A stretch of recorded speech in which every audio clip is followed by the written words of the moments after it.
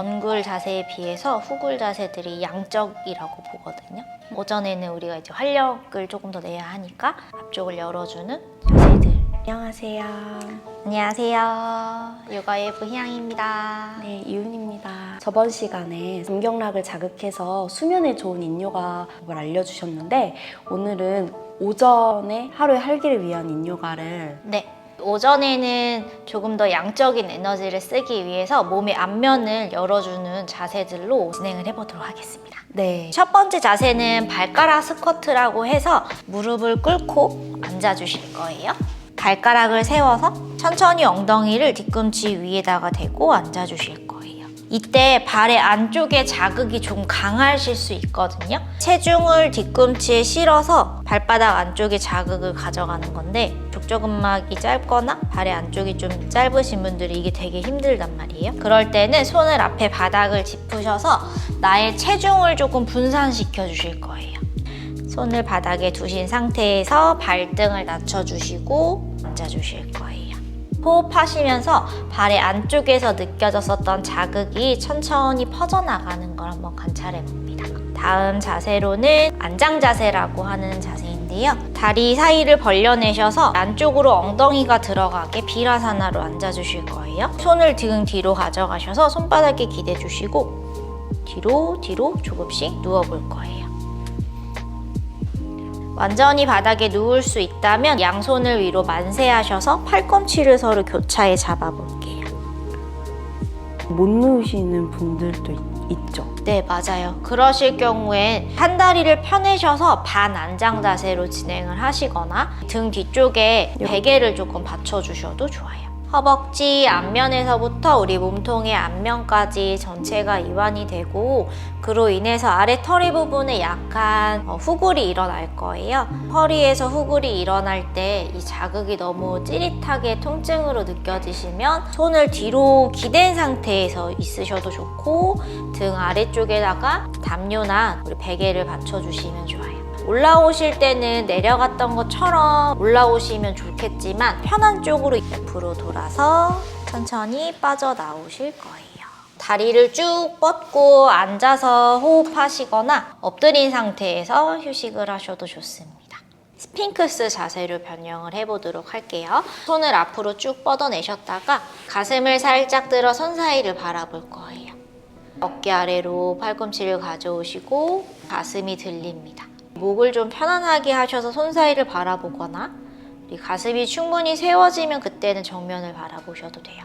중간에 흉추 쪽에 조금 자극이 오실 수 있어요. 엉덩이나 다리 뒷면에 긴장을 조금씩 놓아주실 거예요. 나는 조금 더 가능할 것 같아 라는 생각이 드신다면 천천히 팔꿈치를 쭉 펴내셔서 바다표범 자세를 변경해 볼 거예요. 이때 손목이 아프시면 손을 약간 바깥쪽으로 열어내듯 하시고 몸쪽으로 손을 조금 더 가까이 가져오셔도 됩니다. 이때는 조금씩 아래 털이 부분으로 자극이 바뀌어갈 거예요. 너무 힘드시면 언제든 다시 스핑크스로 돌아가실 거고 천천히 다시 배를 대고 엎드리셔서 손등위에 이마를 내주시거나 양손은 엉덩이 옆에 편한 쪽 뺨을 바닥에 내려주셔도 돼요. 우리 다시 양손 가슴 옆 바닥으로 가져오셔서 아기 자세에서 한 번 더 아래 털이를 길게 펼쳐내줍니다. 아나타사나 테이블 자세로 바꿔주실 거고요. 엉덩이가 많이 따라가지 않도록 하셔서 손을 앞쪽으로 길게 가져갈게요. 가슴이 충분히 낮아지기 시작하면 입술 아래 턱을 바닥에 대도 좋아요. 발등을 대기가 어려우시면 발끝을 세워도 괜찮아요. 인요가 자세에서 홀딩을 하실 때는 꼭 이렇게 해야 돼 라는 생각을 잠시 내려놓고 나 이렇게 했을 때 조금 더 편안하게 느껴져 하는 것들을 찾아가 보시면 좋습니다. 아기 자세에서 또 잠시 리바운드 호흡할게요. 지금 하셨던 자세들을 살펴보시면 발의 안쪽에서부터 정강이 앞면, 허벅지 앞면, 복부 앞쪽, 가슴 앞면까지 길게 펼쳐지는 걸 느껴보실 수가 있습니다. 마지막 자세로는 고양이 꼬리 자세를 한번 해볼 거예요. 등을 대고 누워볼게요. 편한 쪽으로 돌아 한번 누워볼게요. 밑에 있는 다리를 뒤로 충분히 보내주세요. 이 다리를 잡아주실 땐 상체가 약간 올라와서 잡아주셔도 좋아요. 정강이의 바깥쪽이 다 바닥에 닿게 내려놓아 주실 거고, 위에 있는 무릎을 구부리셔서 우리 손으로 무릎의 바깥면 잡아볼 거예요. 뒤통수를 바닥 쪽으로 돌려주시면서 어깨가 바닥 쪽으로 툭 떨어지게. 이때 이 무릎이 들리는 거를 더 눌러야지 라고 생각하지 않으셔도 돼요. 이 엉덩이 옆면에서부터 근육이 당겨지기 때문에 무릎이 떨어질 수 있어요. 담요나 또 베개를 받쳐주셔도 됩니다. 조금 더 할 수 있다면 이 뒤쪽에 있는 다리를 조금 더 멀리 뒤로도 보내볼 거예요. 차렷 자세에서 호흡하도록 할게요. 반대쪽도 동일하게 해주시면 됩니다. 끝나고 나면은 우리 사바사나 해주실 거예요. 선생님, 한 동작을 그럼 몇 분까지 유지하면 돼요? 3분 정도 유지를 하시다가 익숙해지고 좀 시간이 많이 흘렀다라고 생각이 들면 5분, 10분.